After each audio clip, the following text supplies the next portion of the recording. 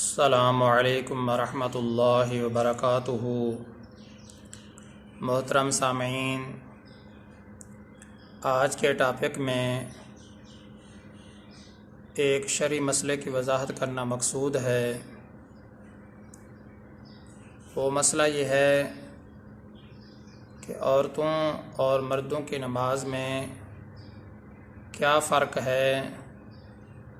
اس کی تھوڑی سی تفصیل بیان کرنا مقصود ہے۔ چند پہلوؤں کے ساتھ اس کی تفصیل کو ذکر کیا جاتا ہے۔ اللہ تبارک و تعالیٰ سے دعا ہے کہ اللہ تعالیٰ اس طریقے سے نماز کو سیکھ سیکھ کر پڑھنے کی توفیق عطا فرمائے۔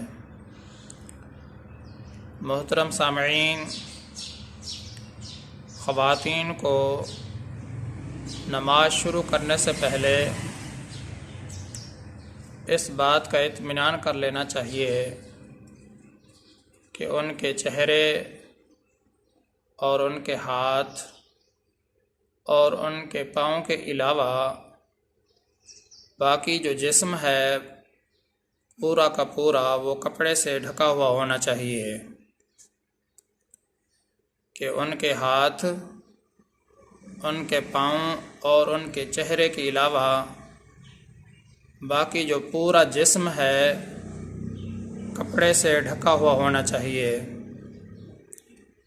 بعض خواتین اس طرح نماز پڑھتی ہیں کہ ان کے بال کھلے ہوئے ہوتے ہیں، بعض خواتین اس طرح نماز پڑھتی ہیں کہ ان کی کلائیاں کھلی ہوئی ہوتی ہیں، بعض خواتین اس طریقے سے نماز پڑھتی ہیں کہ ان کے جو بال ہیں وہ پیچھے سے لٹکے ہوئے ہوتے ہیں، بعض خواتین اس طریقے سے نماز پڑھتی ہیں کہ ان کے کان کھلے ہوئے ہوتے ہیں، اور اسی طرح بعض خواتین کی یہ عادت ہوتی ہے کہ نماز کے دوران اتنا چھوٹا دوپٹہ استعمال کرتی ہیں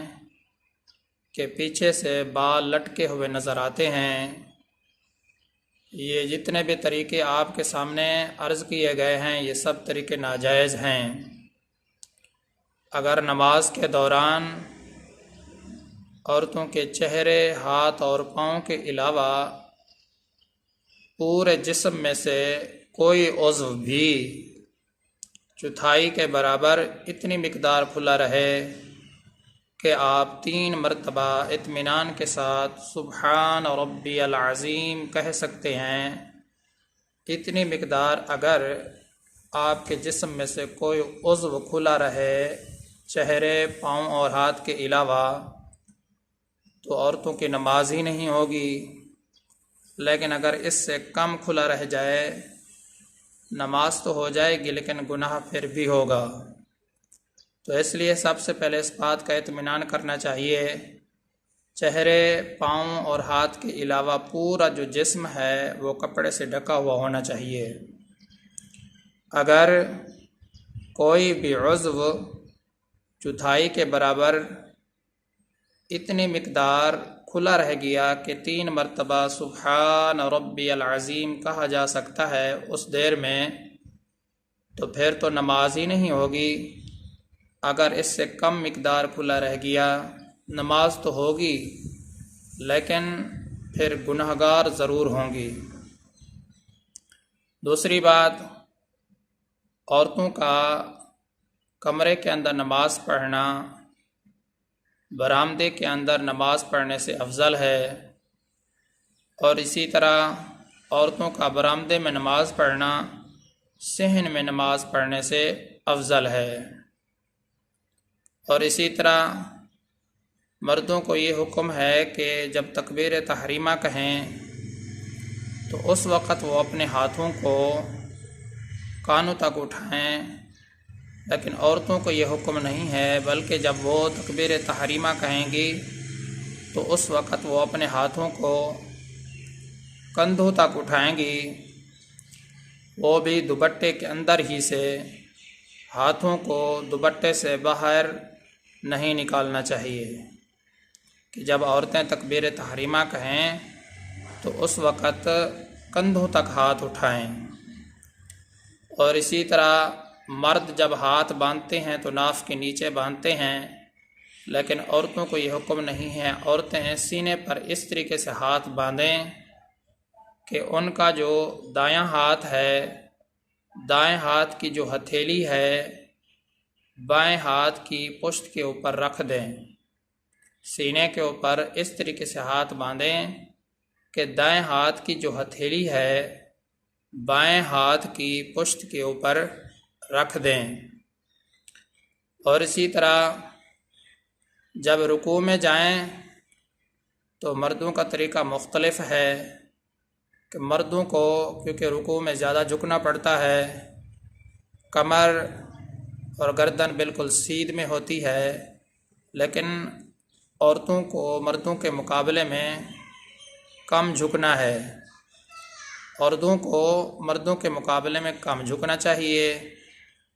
اور اسی طرح مرد جب رکوع کرتے ہیں تو رکوع کی حالت میں گھٹنے کے اوپر ان کی جو انگلیاں ہوتی ہیں وہ کشادہ ہوتی ہیں، لیکن عورتوں کو ملا کر رکھنے کا حکم ہے۔ اور اسی طرح رکوع کی حالت میں عورتوں کے جو پاؤں ہیں وہ بالکل سیدھے نہیں ہونے چاہیے، بلکہ گھٹنوں کو آگے کی طرف ذرا خم دے کر رکھنا چاہیے، آگے کی طرف جھکا کر تھوڑا سا خم دینا چاہیے۔ اور اسی طرح مردوں کے لیے حکم ہے کہ رکوع کی حالت میں ان کے جو بازو ہیں وہ پہلو سے الگ ہونے چاہیے، لیکن یہ عورتوں کے لیے حکم نہیں ہے کہ عورتوں کے جو بازو ہیں رکوع کی حالت میں وہ پہلو کے ساتھ ملے ہوئے ہونے چاہیے۔ خلاصہ کلام یہ ہے، رکوع کی حالت میں عورتوں کو کم جھکنا چاہیے، ان کی ہاتھ کی جو انگلیاں ہیں ان کے درمیان فاصلہ نہیں ہونا چاہیے، وہ ملی ہوئی ہونی چاہیے۔ اور اسی طرح ان کے جو پاؤں ہیں رکوع کی حالت میں وہ بالکل سیدھے نہیں ہونے چاہیے، بلکہ گھٹنوں کو آگے کی طرف خم دے کر ذرا سا خم دینا چاہیے۔ اور اسی طرح ان کے جو بازو ہیں وہ پہلوؤں کے ساتھ ملے ہوئے ہونے چاہیے۔ اور عورتوں کو نماز میں اس طرح کھڑا ہونا چاہیے کہ ان کے پاؤں کے درمیان بالکل فاصلہ نہ ہو، بالخصوص جو ٹخنے ہیں وہ تقریباً مل جانے چاہیے، ان کے درمیان فاصلہ نہ ہو، کہ عورتیں جب نماز پڑھنے کے لیے کھڑی ہوں تو ان کے پاؤں کے درمیان فاصلہ نہیں ہونے چاہیے، ٹخنے بالکل مل جانے چاہیے۔ اور اسی طرح عورتیں جب سجدہ کریں تو شروع ہی سے اپنے سینے کو جھکا کر سجدے میں جا سکتی ہیں، جبکہ مرد اس طرح نہیں کر سکتے۔ اور اسی طرح سجدے کی حالت میں کیونکہ عورت کو سمیٹ کر سجدہ کرنے کا حکم ہے، اس لیے سجدے کی حالت میں ان کا جو پیٹ ہے وہ رانوں کے ساتھ ملا ہوا ہو، جو بازو ہیں وہ پہلو کے ساتھ ملے ہوئے ہونے چاہیے، اور جو کوہنیاں ہیں زمین پر رکھی ہوئی ہونی چاہیے، جبکہ مردوں کو اس کے برعکس حکم ہے کہ سجدے کی حالت میں شروع ہی سے اپنے سینے کو جھکا کر جا سکتی ہیں، پیٹ رانوں کے ساتھ ملے ہوئے ہوں، بازو جو ہیں پہلوؤں کے ساتھ ملے ہوئے ہوں، کوہنیاں زمین پر رکھی ہوئی ہوں۔ اور اسی طرح جب اتحیات کی شکل میں بیٹھیں تو ان کے بیٹھنے کا طریقہ یہ ہونا چاہیے کہ جو پاؤں ہیں وہ دائیں طرف کو نکال دیں، عورتوں کے جو پاؤں ہیں وہ دائیں طرف کو نکال دیں اور بائیں کوہلے پر اس طریقے سے بیٹھ جائیں کہ جو دائیں ران ہے وہ بائیں ران کے ساتھ مل جائے۔ جب بھی جو ہے نا عورتوں کو اتحیات کی شکل میں بیٹھنا ہو تو وہ اس طریقے سے بیٹھیں کہ اپنے دونوں پاؤں دائیں طرف کو نکال دیں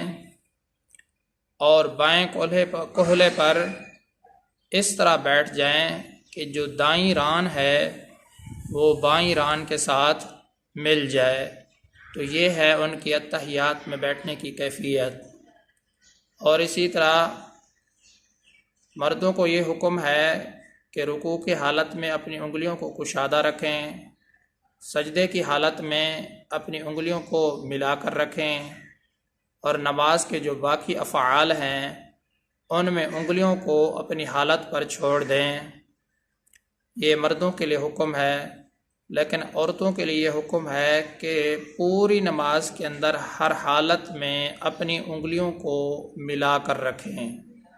کہ مرد جب رکوع کریں تو رکوع کی حالت میں اپنی انگلیوں کو کشادہ رکھیں، جب سجدہ کریں سجدے کی حالت میں اپنی انگلیوں کو ملا کر رکھیں، اور باقی جو نماز ہے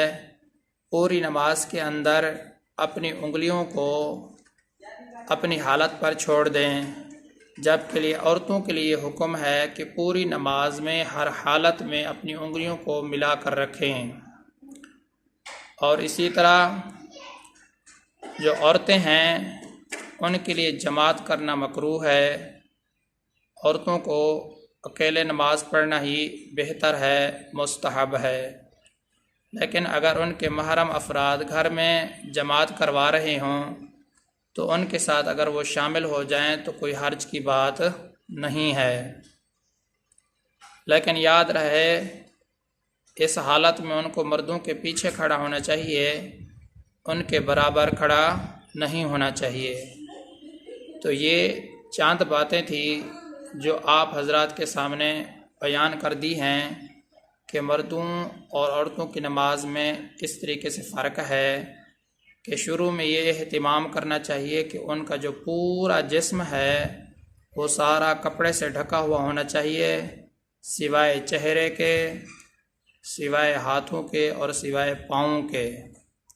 اور اسی طرح جب تکبیر تحریمہ کہیں تو ہاتھ ان کو کندھوں تک اٹھانے چاہیے، اور سینے پر اس طریقے سے ہاتھ باندھیں کہ دائیں ہاتھ کی جو ہتھیلی ہے اس کو بائیں ہاتھ کی پشت پر رکھ دیں۔ رکوع میں ان کو کم جھکنا چاہیے،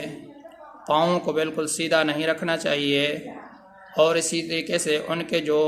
بازو ہیں وہ پہلوں کے ساتھ مل جانے چاہیے، اور نماز میں اس طریقے سے ان کو کھڑا ہونا چاہیے کہ پاؤں کے درمیان فاصلہ نہ ہو، تقریباً ان کے جو ٹخنے ہیں دونوں پاؤں کے وہ آپس میں مل جانے چاہیے۔ اور اسی طرح جب سجدہ کریں تو شروع ہی سے اپنے سینے کو جھکا کر سجدے کی حالت میں سجدے میں جا سکتی ہیں، اور اسی طرح ان کے جو پیٹ ہیں وہ رانوں کے ساتھ ملے ہوئے ہونے چاہیے، اور اسی طرح ان کے جو بازو ہیں وہ پہلوں کے ساتھ ملے ہوئے ہونے چاہیے، اور اسی طرح ان کی جو کوہنیاں ہیں وہ زمین پر رکھی ہوئی ہونی چاہیے۔ اور جب اتحیات کی شکل میں بیٹھیں تو اس وقت ان کے لیے حکم یہ ہے کہ ان کے دونوں پاؤں دائیں طرف کو نکال دینے چاہیے، اور بائیں کولہے پر اس طریقے سے بیٹھیں کہ ان کی جو دائیں ران ہے وہ بائیں ران کے ساتھ مل جانی چاہیے۔ اور پوری نماز کے اندر عورتوں کے لیے یہ حکم ہے کہ اپنی انگلیوں کو ملا کر رکھیں، اور عورتوں کو جماعت کرنا مکروہ ہے، اکیلے نماز پڑھنی چاہیے۔ تو امید کرتا ہوں کہ عورتوں اور مردوں کی جو نماز ہے اس میں جو فرق ہے آپ کو واضح اور صحیح طریقے سے معلوم ہو گیا ہوگا۔